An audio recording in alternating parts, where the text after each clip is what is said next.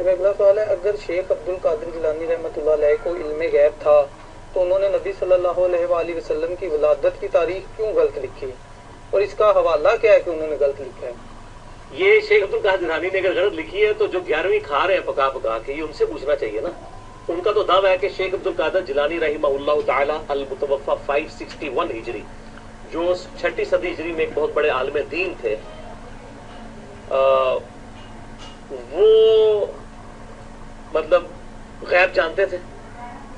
اگر وہ غیب کا علم جانتے تھے تو اتنی بڑی غلطی ان سے ہو۔ یہ جناب ان کی جو مشہور کتاب ہے نا، غنیت الطالبین، اس میں آپ عاشورہ والا چیپٹر نکالیں نا، اس میں لکھا ہے کہ نبی علیہ السلام 10 محرم والے دن پیدا ہوئے۔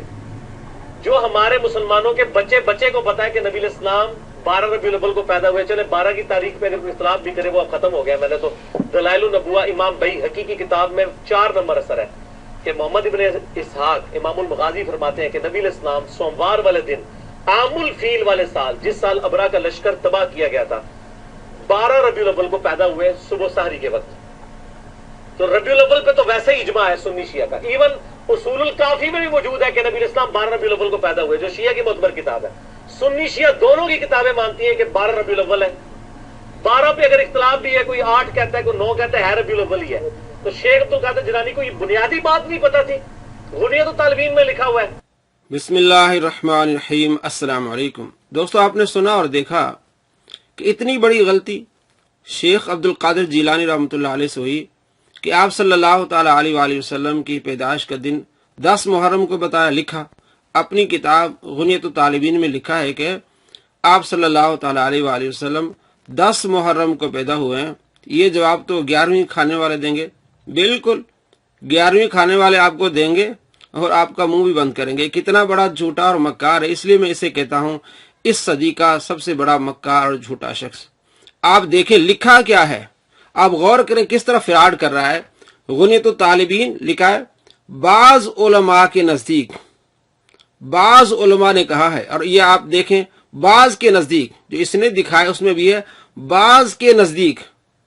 شیخ عبد القادر جیلانی رحمۃ اللہ علیہ نے یہ نہیں کہا کہ میں کہہ رہا ہوں کہ آپ صلی اللہ تعالی علیہ وآلہ وسلم 10 محرم کو پیدا ہوئے ہیں، فرماتے بعض کے نزدیک۔ اور میرے پاس ترجمہ ہے، وہ ہے کہ بعض علماء کے نزدیک یہ عاشورہ کی وجہ ہے، وجہ تسمیہ ہے، اور آخر میں لکھتے ہیں کہ اس دن آپ صلی اللہ تعالی علیہ وآلہ وسلم کی پیدائش ہوئی بعض کے نزدیک۔ یعنی بعض علماء کے نزدیک کیا ہے اس کی وجہ تسمیہ، اس کے آگے پھر نمبرنگ دیتے ہیں، بعض کے نزدیک۔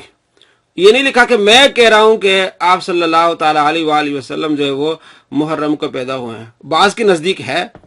فتاوی رضویہ میں موجود ہے کہ بعض علماء نے محرم کا لکھا ہے، بعض نے رجب کا لکھا ہے، بعض نے سفر کا لکھا ہے، لیکن صحیح اور مشہور کیا ہے، وہ ربیع الاول ہے۔